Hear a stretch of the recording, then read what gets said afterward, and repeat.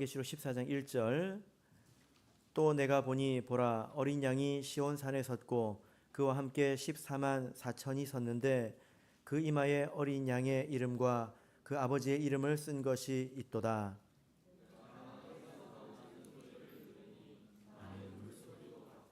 큰 예수 내게 듣는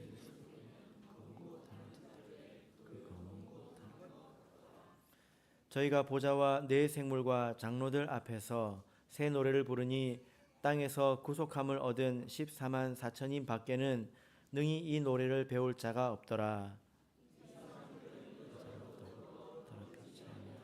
정절에 있는 자, 어린 양이 어디로 인도하든지 날아가는 자, 사람 가운데 구속을 받아 처음 입은 열매 하나님과 어린 양에게 속하는 같이 읽겠습니다.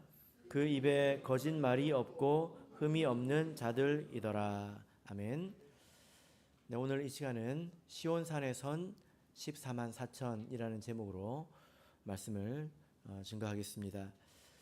예수님께서 우리에게 하신 말씀 가운데서 우리의 정신을 번쩍 차리게 하는 그런 말씀이 있습니다. 마태복음 22장 14절을 보면 예수님께서 이렇게 말씀하셨는데요. 청함을 받은 자는 많되 택함을 입은 자는 적으니라 이렇게 말씀하셨습니다. 이 말씀의 뜻은 많은 사람들이 구원에 관한 소식을 듣고 또 구원의 길로 들어서지만 그러나 끝까지 완주하는 사람, 그 구원의 최종에까지 이르는 사람들은 적다라는 그런 의미입니다.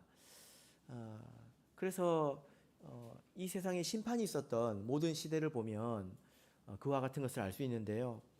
노아 시대도 그렇지 않습니까? 노아 시대에 구원받은 사람이 몇 명 있었습니까? 8명이었죠. 비록 노아가 열심히 전했음에도 불구하고 그래서 많은 사람들이 그 소식을 들었겠지만 그러나 단 한 가족 8명 구원을 받았을 뿐입니다. 구약시대도 마찬가지인데요.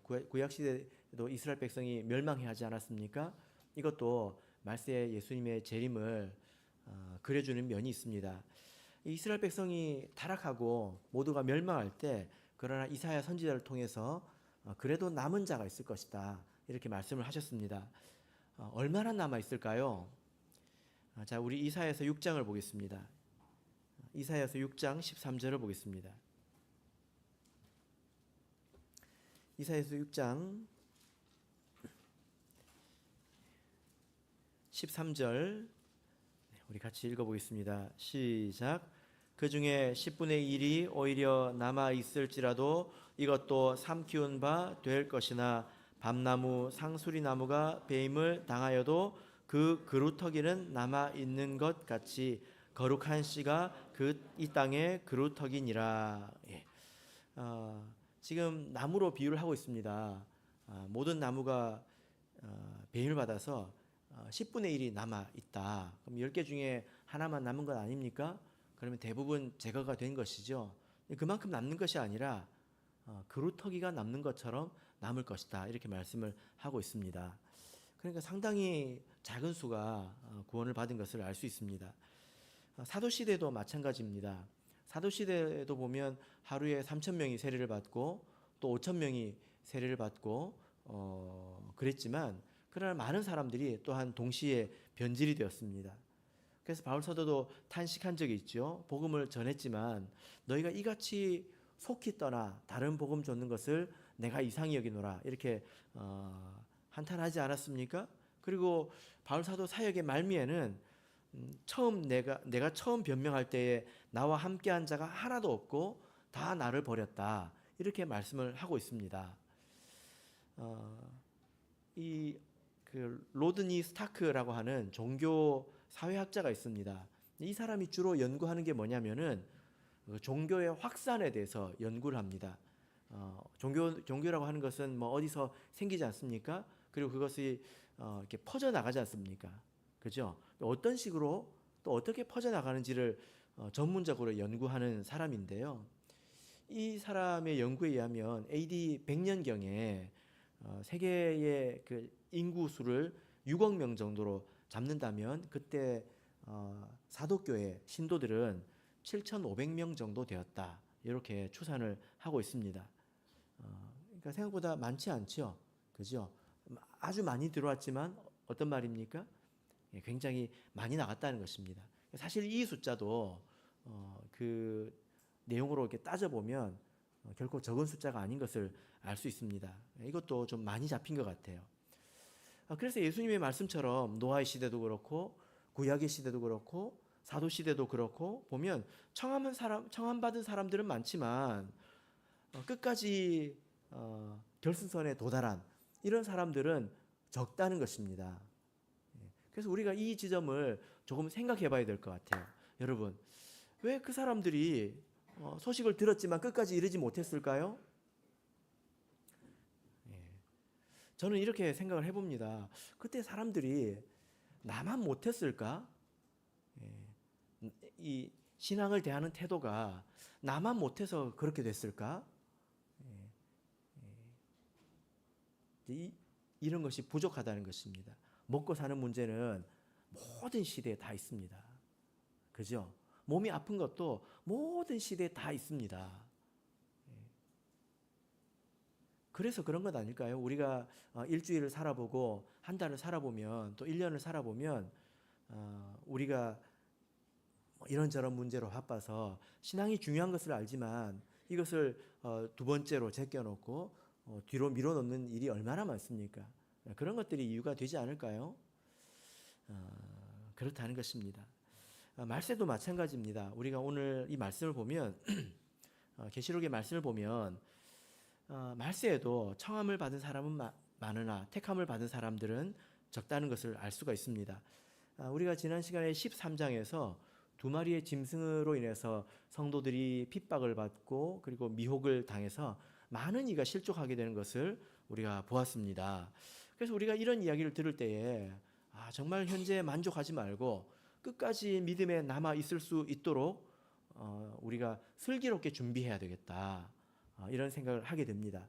그래서 우리가 교회에서 이 정도면 이렇게 생각할 것이 아니라는 것입니다. 하나님께서 인도하신 것을 끝까지 따라가야 된다는 거죠. 이렇게 마지막 시대에 구원의 길을 끝까지 걸어간 사람들을 오늘 본문에서 보면 14만 4천이라고 말씀을 하고 있습니다. 이 사람들은 어떤 사람들일까요? 자, 우리 3절을 다시 보겠습니다. 요한계시록 14장 3절 읽겠습니다. 시작. 저희가 보좌와 네 생물과 장로들 앞에서 새 노래를 부르니 땅에서 구속함을 얻은 14만 4천인 밖에는 능히 이 노래를 배울 자가 없더라. 자, 이 14만 4천 누구냐? 이 사람은 땅에서 구속함을 얻은 자이다. 이렇게 말씀을 하고 있습니다. 그죠? 그래서 이 땅에서 구속함을 얻었다. 이 구속함을 얻었다. 이 부분은 헬라어 원문으로 보면 완료형으로 되어 있습니다. 간단하게 말씀드리자면 이 사람들은 확정적인 구원에 도달했다는 것입니다. 우리가 구속을 받았죠. 근데 지금 잃어버릴 수도 있잖아요. 그죠?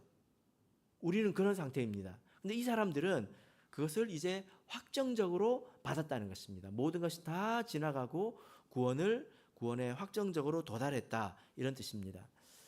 구속하다라고 하는 이 말의 뜻은 시장에서 물건을 사다 이런 뜻입니다. 아주 자주 쓰이는 그런 단어인데요. 하나님께서 우리를 사셨죠? 예수님께서 우리를 사시지 않았습니까? 고린도전서 7장 23절을 보면 너희는 값으로 사신 것이니 사람들의 종이 되지 말라 이렇게 말씀하고 있습니다. 값으로 사신 것 이것이 곧 구속이라는 것입니다. 구속. 계시록 5장 9절을 보겠습니다. 여기서도 이제 샀다라는 말이 있는데요. 똑같은 단어인데 계시록 5장 9절에서는 샀다라고 되어 있고 계시록 4장 3절에서는 구속했다 이렇게 되어 있습니다. 자, 계시록 5장 9절 자, 읽어보겠습니다. 시작. 새 노래를 노래하여 가로되 책을 가지시고 그 인봉을 떼시기에 합당하시도다. 일찍 죽임을 당하사 각 족속과 방언과 백성과 나라 가운데서 사람들을 피로 사서 하나님께 드리시고. 예. 사람들을 무엇으로 샀습니까? 피로 사서 하나님께 드렸다는 것입니다. 이것은 우리가 잘 알고 있는 우리 죄를 대신해서 예수님께서 죽으신 것을 말씀하죠. 이것을 피로 샀다 이렇게 말씀을 하고 있는 것입니다. 우리는 그래서 예수님께서 우리를 피로 사셨습니다. 그래서 하나님의 자녀의 지위가 있죠. 근데 이것을 잃어버릴 수가 있습니다. 우리가 끝까지 잘 지켜야 되겠죠. 어떤 일이 와도, 미혹이 와도, 핍박이 오고 환란이 와도 이것을 끝까지 잘 지켜야 합니다. 오늘 이 14만 4천은 이것을 끝까지 잘 지켰다는 거죠. 그죠? 우리가 이 자리에 도달해야 되지 않겠습니까? 특별히 이 14만 4천 명은 낙원에 있는 사람들을 말하는 건 아닙니다. 지금 우리 낙원에 우리 많은 성도님들께서 이제 안식을 하고 계실 텐데요. 그죠? 그 사람들을 14만 4천이라고 말하지는 않아요. 이 땅에서 살아가면서 구원의 최종 단계에 이른 사람들을 말합니다. 예수님께서 오실 때 예수님을 맞이할 사람들이 성도들이 있을 것 아닙니까? 그죠?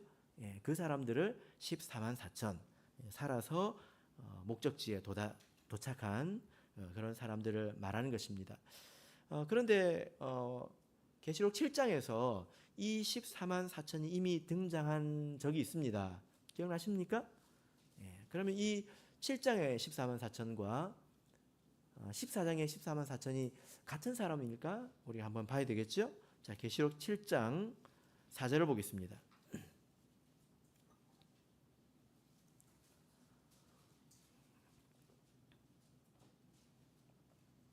계시록 7장 4절. 자, 읽겠습니다. 시작. 내가 입맞은 자의 수를 들으니 이스라엘 자손의 각 지파 중에서 입맞은 자들이 14만 4천이니. 여기서 입맞은 자가 곧 14만 4천이다 이렇게 말씀을 하고 있습니다. 14만 4천이라고 하는 이 숫자는 이때도 말씀을 드렸지만 정말로 14만 4천 명 하나 둘 셋 세어서 그렇게 되는 것이 아니라 이것은 12 곱하기 12 곱하기 1000 이라는 그 의미가 있습니다. 그래서 하나님이 보시기에 충분하고 만족스럽다 이런 뜻이죠. 그죠? 비록 노아의 시대에 8명이 구원을 받았지만 그러나 그것이 하나님께서 뜻하신 숫자라는 겁니다. 하나님께서 그 8명을 보고 꼴랑에게 이렇게 이야기하시지 않는다는 거예요. 이것이 하나님께서 뜻하신 그런 숫자라는 것입니다. 7장에 이렇게 14만 4천 또 14장에도 이렇게 14만 4천이 나오는데요. 다른 점이 있습니다. 무엇이 다를까요? 이 7장에서는 구원의 과정 가운데서 입맞은 사람을 이야기하는 것이고 14장에서 14만 4천은 구원의 결과로서 14만 4천을 말하는 것입니다. 그래서 비록 많은 사람들이 이탈했지만 그러나 그 또한 하나님의 계획 안에 있는 만족스러운 숫자라는 것을 뜻하는 것입니다. 숫자는 같지만 그러나 그 안에 있는 의미는 조금 다르다는 것입니다. 자, 우리 1절을 가서 보겠습니다. 14장 1절. 자, 보겠습니다. 다시 읽어보겠습니다. 시작. 또 내가 보니 보라 어린 양이 시온 산에 섰고 그와 함께 14만 4천이 섰는데 그 이마에 어린 양의 이름과 그 아버지의 이름을 쓴 것이 있도다. 자, 여기 내가 보니 보라 이렇게 말씀하고 있습니다. 보라. 이것은 주의를 집중하는 거죠. 계시록에 보라 혹은 볼지어다 이런 표현이 세어보면 25번 등장합니다. 이것은 어떤 의미가 있을까요? 이 지점을 주목하라는 거죠. 여기를 주목해서 봐야 된다라는 것입니다. 이것은 특별히 중요한 점이라는 것입니다. 그러니까 지금 여기서 말씀하고 있는 것은 뭐냐면은 어떤 사람들이 최종적인 구원에 이르게 되는가 이것에 대해서 관심을 가져야 된다는 겁니다. 우리는 믿음의 길을 출발해서 열심히 가고 있는 사람인데요. 만약에 결승선에 도달하지 않는다면 우리가 시작한 것이 큰 의미가 없지 않습니까? 그죠? 예. 신앙은 그렇습니다. 우리가 최종 결승점에 도달하지 않는다면 아무리 많은 날, 아무리 많은 일을 해도 그것이 하나도 의미가 없는 거죠. 끝에 우리가 있어야 되지. 만약에 끝날에 우리가 없다면 그것은 곱하기 0이 되어버리지 않습니까? 우리가 했던 모든 것들이 아무 의미가 없는 거죠. 그죠? 예. 이것은 길게 설명을 안 해도 여러분께서 상식적으로 아실 만한 내용이라고 생각이 됩니다. 그래서 우리가 어떻게 이 최종적인 구원에 이를 수 있는가? 그 사람들의 모습은 어떠한가? 이것을 아주 자세하게 지금 묘사하고 있으니까 이것을 자세히 보라는 것입니다. 자, 여기 보면 그들이 지금 어디에 있다고 말씀하고 있습니까? 그래서 우리가 하나하나 봐야 되겠죠? 그죠? 예. 그들이 지금 어디에 있습니까? 예, 시온산에 있다. 이렇게 말씀하고 있습니다. 예, 윤산에 있는 게 아니죠? 예, 시온산에 있습니다. 시온산은 어디 있을까요? 예, 시온산은 아주 구체적으로 이렇게 찾아보면 예루살렘이 산에 있습니다. 예, 산 이제 봉우리에 이렇게 우리 저기 금정산에 가면 저기 그 뭐 산성마을인가요? 있지 않습니까? 뭐 그런 것처럼 산 위에 이렇게 마을이 형성이 되어 있습니다. 그 예루살렘 가운데서 남쪽 언덕 혹은 봉우리 그쪽 일부분을 시온산이라고 이야기를 합니다. 그래서 성경 안에서 보면 이 시온산에서 다윗성이 최초로 지어진 것을 우리가 볼 수 있고 다윗성이 이제 거기 지어졌습니다. 그리고 점차 이렇게 넓어집니다. 사람도 많아지고 하니까 점차 넓어지겠죠. 몇 차례에 걸쳐서 도시가 이렇게 확장이 됩니다. 나중에 솔로몬의 때에 여기 이제 뭐가 세워질까요? 이제 성전이 건축이 됩니다. 그래서 이 시온이라고 하는 것은 아주 상징적인 표현이 되었는데요.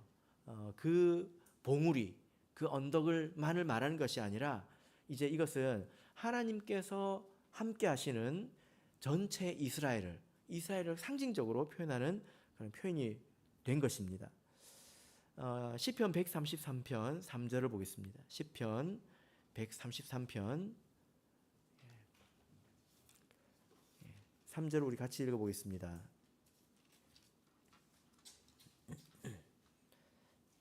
자, 읽겠습니다. 시작.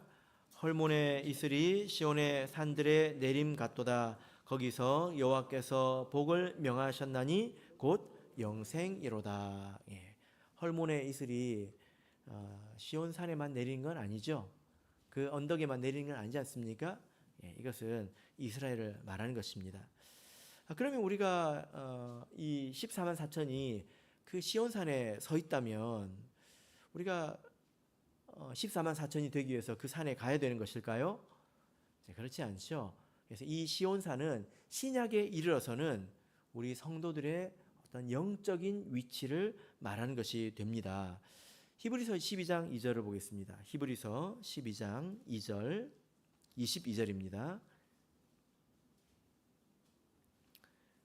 히브리서 12장 22절 읽어보겠습니다. 시작.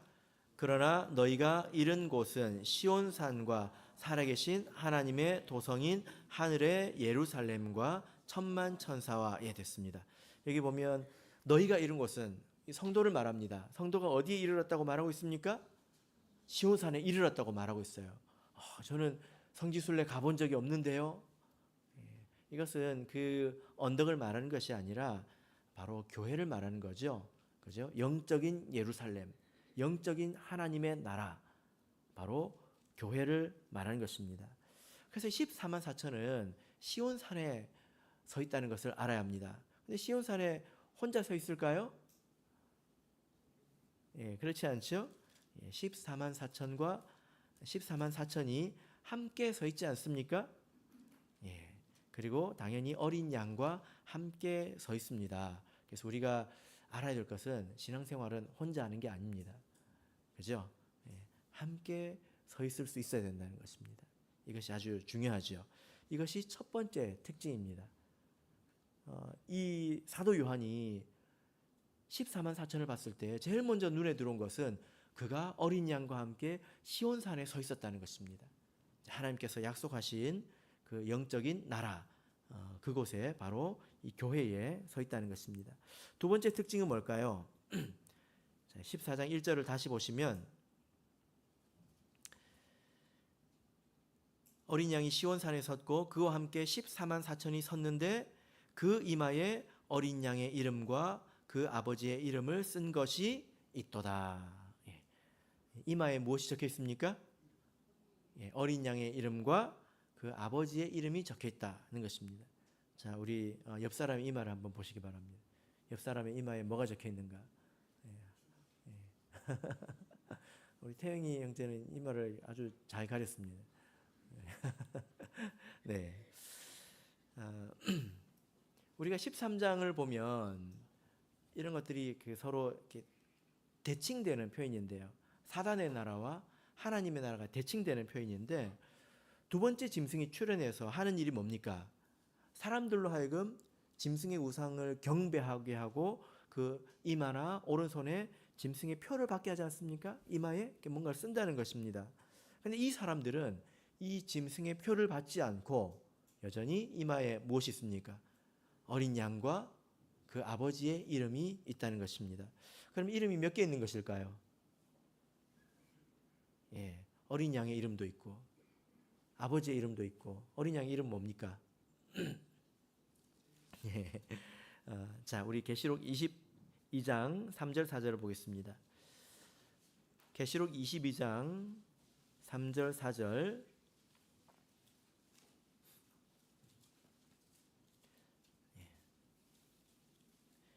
자, 읽겠습니다. 시작.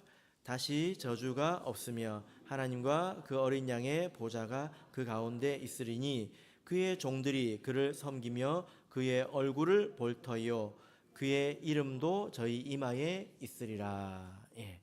자, 여기 보니까 어린 양의 이름, 여기서는 어린 양의 이름만 이야기하고 있습니다. 단수입니다. 이름이 하나라는 거죠.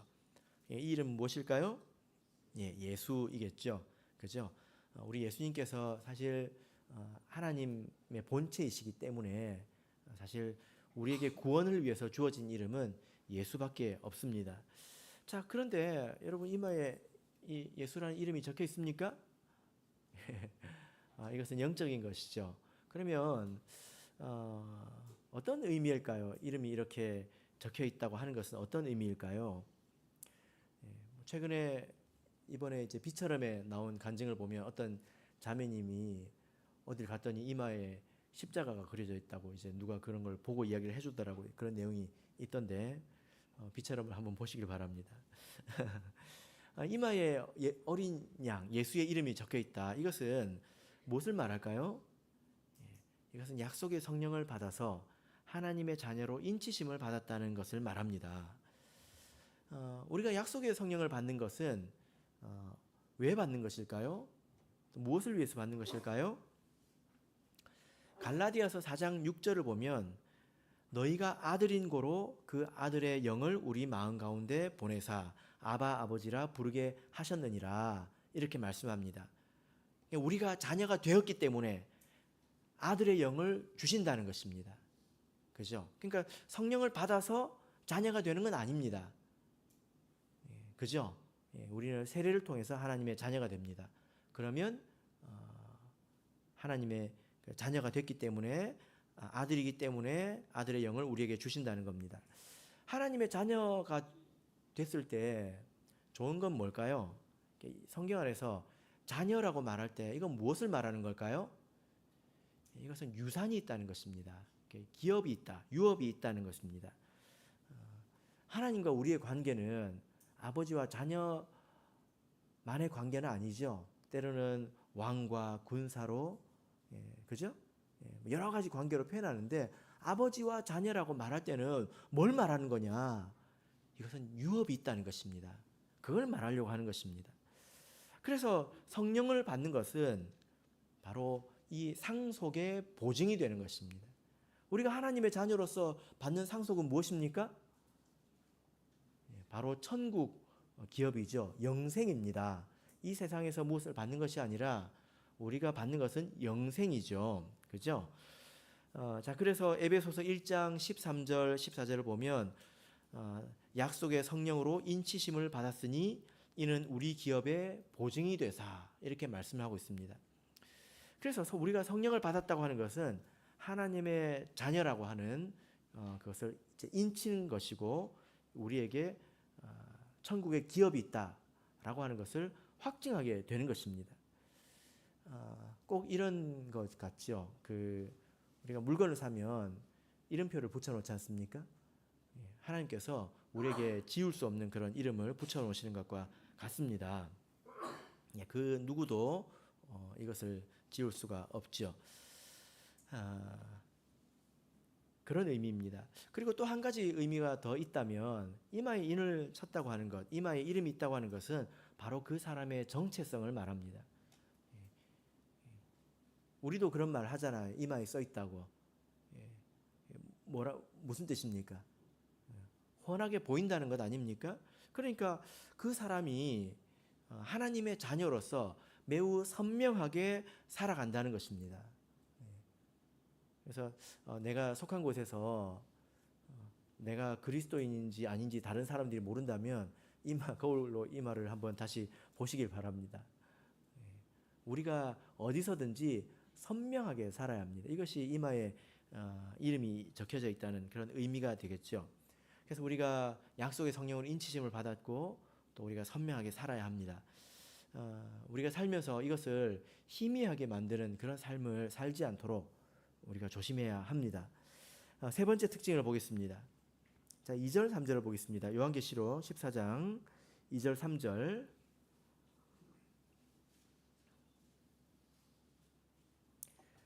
지금 두 가지 특징을 이렇게 말씀을 드렸는데요. 하나하나의 특징을 우리가 들을 때마다 자기 자신에게 질문해 볼 수 있습니다. 나는 그러한가? 이제 질문을 해볼 수 있습니다. 그 중에 특별히 부족한 점이 있다면 우리가 성심껏 그것을 메우도록 노력해야 되는 거겠죠. 자, 2절 3절 세 번째 특징에 대해서 살펴보겠습니다. 시작. 내가 하늘에서 나는 소리를 들으니 많은 물소리도 같고 큰 뇌성도 같은데 내게 들리는 소리는 검은 고 타는 자들의 그 검은 고 타는 것 같더라. 저희가 보좌와 네 생물과 장로들 앞에서 새 노래를 부르니 땅에서 구속함을 얻은 14만 4천인 밖에는 능히 이 노래를 배울 자가 없더라. 세 번째는 요한이 하늘에서 나는 소리를 들었다 이렇게 말씀을 하고 있습니다. 지금 우리가 이 말씀을 보면 시온산 위에 14만 4천 명이 서 있는 것을 보았지 않습니까? 근데 하늘에서 소리가 난다 이렇게 말씀을 하고 있어요. 이 하늘은 어디일까요? 사실 이 하늘은 시온산을 말하는 것입니다. 그죠? 바로 이 하늘은 영적인 하늘, 시온산을 말하는 것입니다. 아까 우리가 그 히브리서 12장 2절을 이렇게 우리가 봤는데요. 우리가 이른 곳은 어디라고 했습니까? 시온산이며 그리고 어디죠?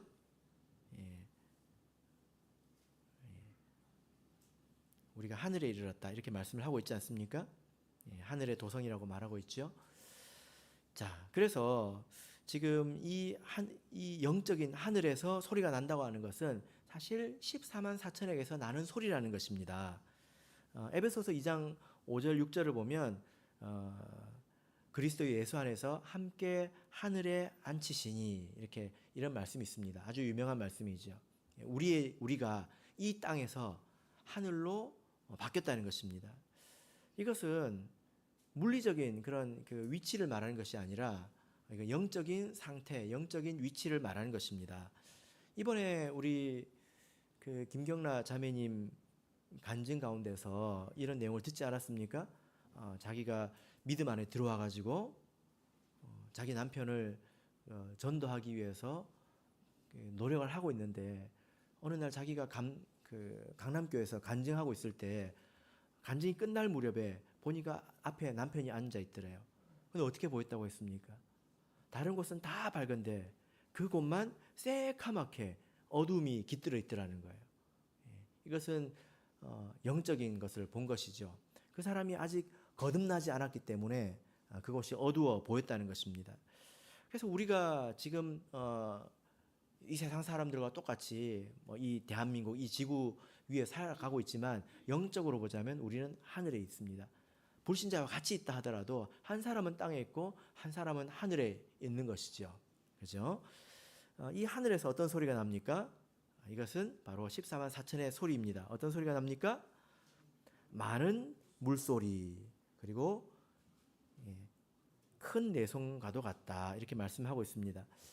많은 물소리, 혹시 여러분 나이아가라 폭포 가보신 적 있으십니까? 저는 가본 적이 없는데요. 노인들이 제일 좋아하는 폭포라고 하더라고요. 죄송합니다. 나이아가라 폭포. 거기 가면 저는 이제 텔레비전 통해서 어렸을 때 본 기억이 나는데, 그때 제가 느꼈던 거는 그 소리를 이게 텔레비전이 잘 담지 못하는구나, 굉장히 크겠다, 이런 생각을 들었습니다.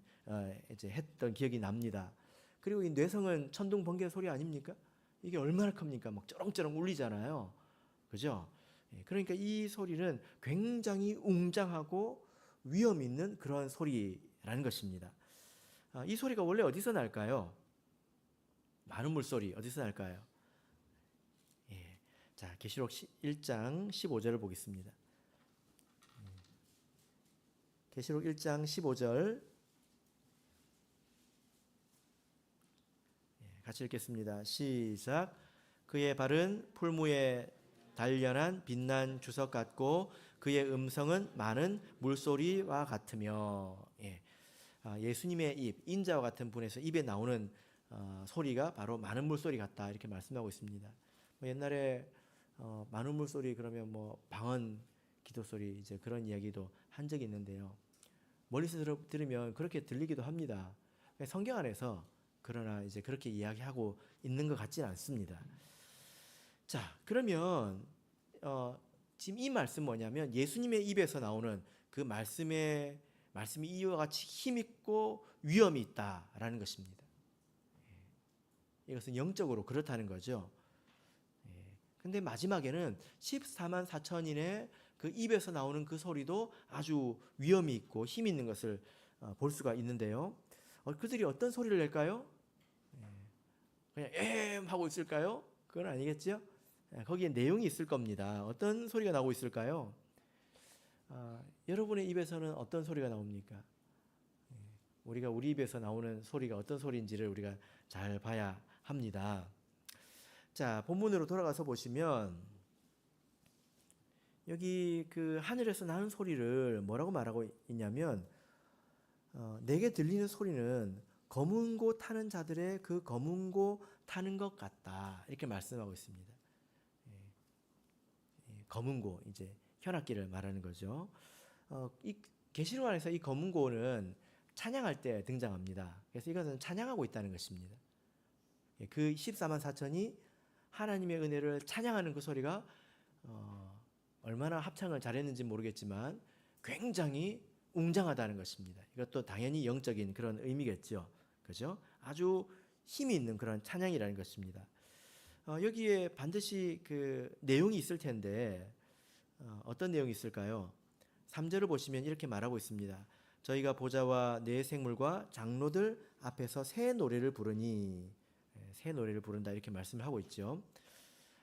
어떤 그 내용의 찬양을 부르고 있을까요? 여러분 이런 적 있으십니까? 내가 어떤 일을 겪었을 때 정말 하나님은 이런 분이구나 라고 하는 그런 감동이 마음에 가득 차가지고 그때 합당한 찬양이 생각이 나서 부르신 적 있으십니까?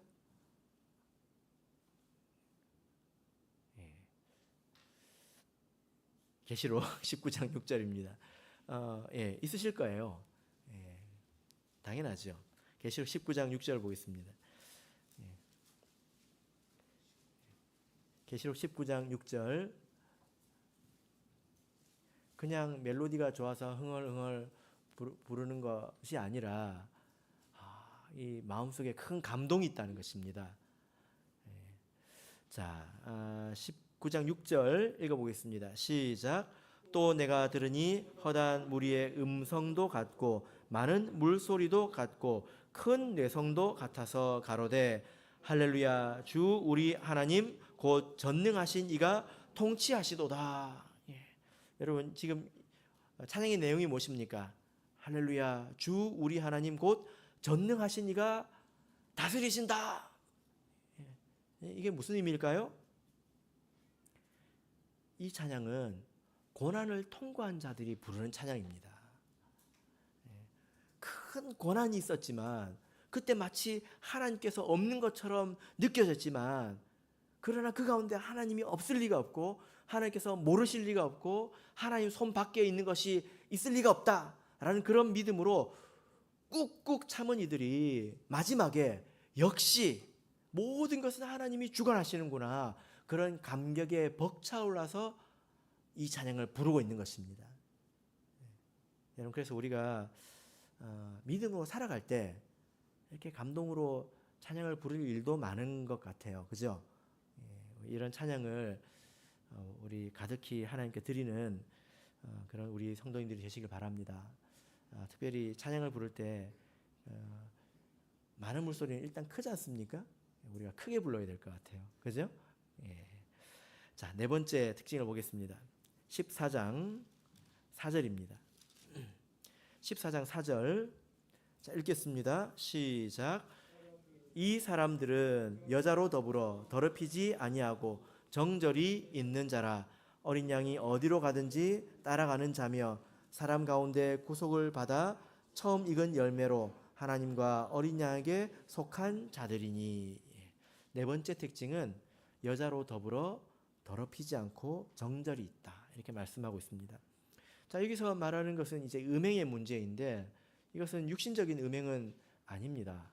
물론 육신적인 음행도 이 안에 포함된다고 할 수 있죠. 여기서 말하는 이 여자는 무엇을 말할까요? 예, 계시록 17장 18절을 보겠습니다. 17장 18절 17장 18절 보겠습니다. 시작. 또 내가 본 바 여자는 땅의 임금들을 다스리는 큰 성이라 하더라. 이 여자는 누구를 말합니까? 큰 성 바벨론 곧 타락한 세상을 말합니다. 하나님을 믿지만 하나님의 자녀이지만 세상을 즐거워하고 세상 사람들처럼 살아보고 싶고 그렇게 따라가는 것은 바람피는 것 같다는 것입니다. 우리가 결혼했으면 아내를 사랑하고 남편을 사랑해야 되지 않습니까? 곁눈질 하면 안 되잖아요. 그죠? 예. 그런 것처럼 우리가 하나님을 믿는다면 하나님께서 주시는 것으로 만족하고 하나님을 사랑하고 그래야 되는데 신부는 하나님의 자녀인데 세상을 좋아하고 세상을 사랑하고 세상에 대해서 해박하고 그런다면 이것은 영적인 간음이라고 말할 수 있습니다. 그래서 야고보서 4장 4절을 보면 간음하는 여자들이여 이것은 자매인들을 부르는 게 아니죠. 그죠? 이것은 성도들을 말하는 것입니다. 간음하는 자들이여 세상과 벗된 것이 하나님의 원수임을 알지 못하느냐. 마치 하나님의 백성들이 이 세상을 이렇게 사랑하는 것을 보면 꼭 만나를 먹고 있는 것 같습니다. 무슨 말이냐면 이스라엘 백성이 만나를 처음 먹었을 때는 참 꿀 섞은 과자 같다 하고 감동하지 않았습니까? 만나 뜻이 뭔지 아십니까? 이게 뭐야? 놀라는 표현입니다. 배가 고픈데 하나님께서 하늘에서 먹을 걸 내려주셨단 말이에요. 그걸 보고 깜짝 놀라서 이게 뭐야? 이게 히브리어로 만나입니다. 그죠? 만나? 경상도 사투리가 아닙니다. 이게 처음에는 감동했는데 시간이 지나서 어떻게 됐습니까? 퍽퍽하고 맛이 없다는 거예요. 그래서 세상에 있는 달달한 것 이런 것으로 눈이 막 돌아가지 않습니까? 이스라엘 백성이 더 맛있는 것 애굽에서 먹었던 그런 짭조름한 것들 그런 것들이 생각이 났단 말입니다. 그리고 이방 여성들의 화려함에 눈이 돌아갔단 말입니다. 그래서 하나님께서 주시는 그런 어떤 잔잔한 것에 만족하지 않고 자극적이고 이런 것들을 추구했던 것 같습니다. 우리 하나님의 백성이 이 세상을 볼 때 이런 모습을 때로 좀 보이지 않나 이렇게 생각을 해보는데요. 이것이 음흉한 거죠. 그죠? 여러분 어떻습니까? 이게 부부끼리 걸어가는데 내 남편이 내 아내가 다른 여자를 이렇게 목이 돌아가도록 쳐다보면 기분이 어떻습니까? 기분 나쁘잖아요. 그죠? 하나님께서 그것을 다 보신다는 겁니다.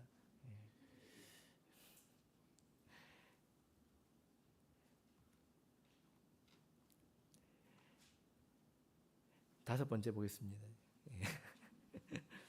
여기서 말을 그만해야 될 것 같아서. 자, 4절을 보면 이들에 대해서 뭐라고 얘기하냐면 어린 양이 어디로 인도하든지 따라간다 이렇게 말씀하고 있죠. 어린 양이 어디로 인도하든지 따라간다. 이스라엘 백성을 보면 건강히 보면 참 안타까운 것이 뭐냐면 광야에서 이 사람들이 이렇게 원망하지 않았습니까? 근데 어려움이 오니까 하나님을 의심해 버리더라는 거예요. 왜 의심했습니까? 굉장히 감각적으로 지금 당장만 가지고 판단을 한 거지 않습니까? 하나님 이건 다 이유가 있거든요. 더 좋은 길이 있지만 하나님께서 광야로 돌리신 이유가 있습니다. 왜냐하면 그 길로 가면 좋은 길로 가면 이스라엘 백성이 감당할 수 없는 시험이 있기 때문에 하나님께서 광야로 돌리시지 않았습니까? 근데 이스라엘 백성은 그걸 모르잖아요. 그래서 원망했다는 겁니다. 사실 이게 왜 안타깝냐면 지금까지 하나님께서 이스라엘 백성을 얼마나 아껴주시고 얼마나 큰 능력으로 인도해 주셨는지 그걸 생각해 본다면 하나님께는 이유가 있지 않을까? 좀 더 기다려 봐야지 이렇게 생각하고 하나님의 선하심을 믿어야 되는데 지난 날들에 하나님께 받은 것이 아무것도 없는 것처럼 지금만 가지고 나 힘드네. 하나님이 지금 이상하네. 이렇게 판단해버리더라는 것입니다. 그러나 이 성숙한 성도들은 어린 양이 어디로 인도하든지 거기로 따라간다고 말하고 있습니다. 믿는다는 거죠. 그죠? 하나님께서 우리를 사랑하시고 우리에게 필요한 모든 것을 주시리라 믿습니다. 이렇게 가기 위해서는 우리의 정과 욕심을 십자가에 못 박아야 합니다. 내 의지가 살아있고 자아가 살아있으면 못 따라갑니다. 죽여야 됩니다. 그죠? 지난 우리 목요일 성경 공부 시간에 이 내용이 나왔는데 우리 성도를 낙지에 비유를 했습니다. 잘랐는데 살아있어요. 잘랐는데 꾸물꾸물거려요. 우리가 그런 거 같지 않습니까? 못 박아서 죽였다고 생각했는데 살아있고.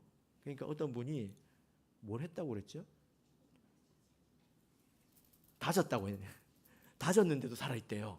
자아가. 그만큼 철저하게 자기를 죽이지 않으면 온갖 이유를 다 대서 하나님의 인도를 따르지 않습니다. 여러분 하나님께서 우리에게 짐을 지우기 위해서 이런 말씀도 주시고 저런 말씀 주시는 게 아닙니다. 안 그렇습니까? 하나님께서 우리를 피로 사셨는데 무엇을 우리에게 아끼겠습니까? 우리를 뭐 뜯어먹으려고 하시겠습니까? 우리에게 다 필요하니까 우리에게 주신 것 아니겠습니까? 우리가 이것을 배워야 합니다. 그래서 하나님께서 주시는 것은 다 좋은 것이다. 이것을 그냥 다 꿀떡꿀떡 삼켜야 됩니다. 이스라엘 백성이 광야에서 받은 훈련이 이거잖아요. 그죠? 구름 기둥이 뜨면 가고 앉으면 서고 오른쪽으로 하면 오른쪽으로 하고 아주 단순하지만 이것이 어쩌면 신앙의 가장 중심에 있는 본질이 아닌가 이렇게 생각이 됩니다. 우리 저와 여러분에게 이런 믿음이 있기를 진심으로 바랍니다. 우리가 예수님께서 우리에게 무엇을 주시든지 어떤 말씀을 하시든지 우리가 좀 걸리는 게 있죠. 그러나 그때 못을 박아서 죽이고 우리 그 말씀을 따라하게 되기를 바랍니다. 자, 마지막으로 여섯 번째 특징입니다. 계시록 14장 5절 자, 읽겠습니다. 마지막입니다. 시작. 그 입에 거짓말이 없고 흠이 없는 자들이더라. 마지막으로 그 입에 무엇이 없다고요? 거짓말이 없다는 것입니다. 거짓말이 없다. 사실 이 거짓말이 없다고 하는 것은 그 사람이 온전한 사람이라는 것을 말합니다. 모든 것이 온전하다는 거예요. 왜냐하면 야고보서 3장 2절을 보면 우리가 다 실수가 많으니 만일 말에 실수가 없는 자면 곧 온전한 사람이라 능히 온 몸도 굴레에 씌우리라. 말을 잘 제어할 수 있는 사람은 자기의 모든 행실을 다 제어할 수 있는 사람이다. 말에 허물이 없다고 하는 것은 그 사람이 곧 온전한 사람이다. 이런 그런 뜻이 되겠습니다. 그래서 흠이 없다. 그러나 핵심적으로 그들은 거짓말을 하지 않는다. 이렇게 말씀하고 있습니다. 거짓말을 하십니까? 우리가 거짓말을 하지 않죠. 그죠? 그런데 거짓말 하지 않는 것이 생각보다 어렵습니다. 왜 어려울까요?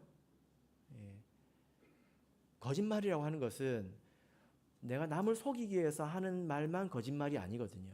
그건 당연히 거짓말이죠. 근데 무엇도 거짓말입니까? 내가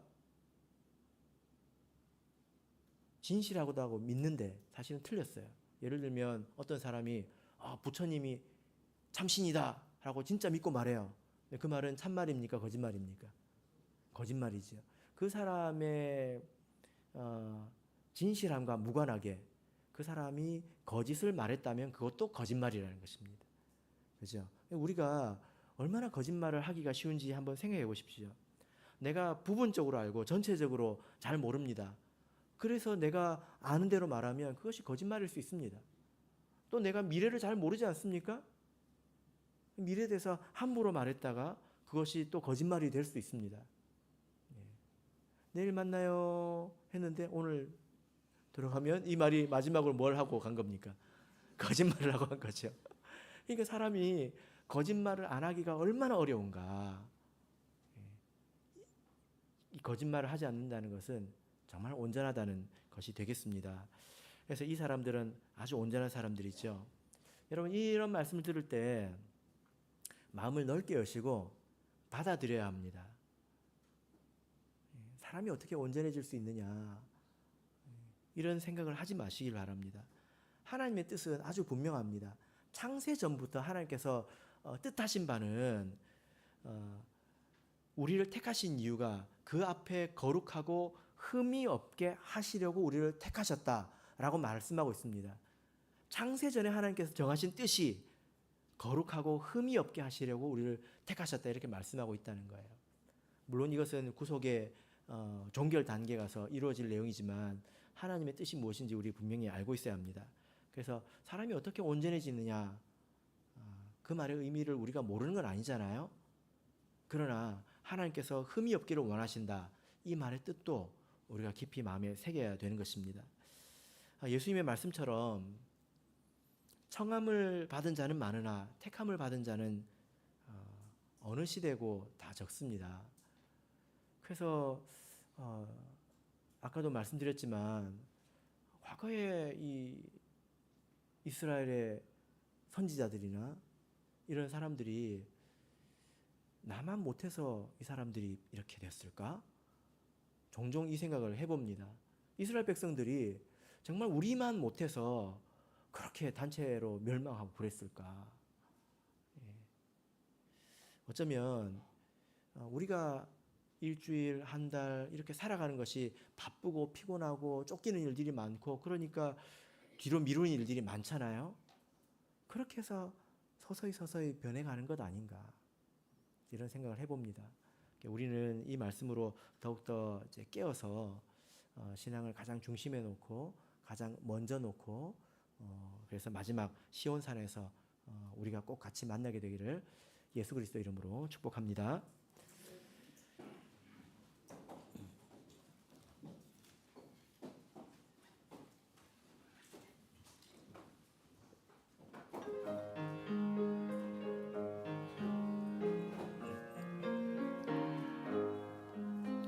시온의 영광이 빛나는 아침 어둡던 이 땅이 밝아오네